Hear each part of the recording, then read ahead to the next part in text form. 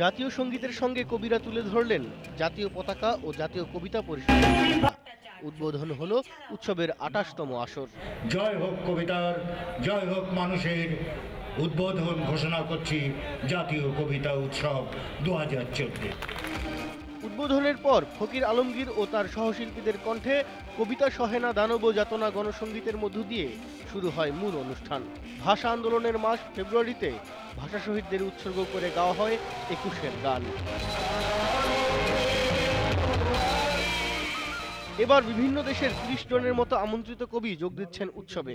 এদের মধ্যে রয়েছেন ভারতের কবি অমৃত মাইতি, নরওয়ের কবি জন ওয়াই জোন্স, সুইডিশ কবি ক্রিশ্চিয়ান কার্লসন প্রমুখ। কবিতা পরিষদ সবসময় সংগ্রামের সঙ্গে আছে, মানুষের সঙ্গে আছে। ১৯৮৭ সালে এই স্বৈরাচারের বিরুদ্ধে আমরা শুরু করেছিলাম।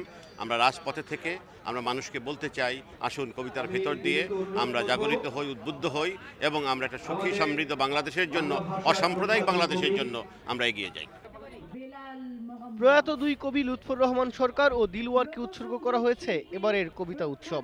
২ দিনের এই উৎসবে রয়েছে স্বরচিত কবিতা পাঠ, আবৃত্তি, কবিতার গান, কবিতা নিয়ে একাধিক সেমিনার ও প্রদর্শনী।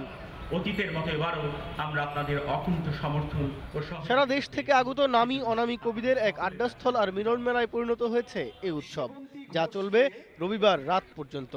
সেদিনই ঘোষণা করা হবে জাতীয় কবিতা পরিষদ পুরস্কারও। আমরা করতালির মাধ্যমে তাদের স্বাগত জানাই। শিমুল সালাহুদ্দিন, ইন্ডিপেন্ডেন্ট নিউজ।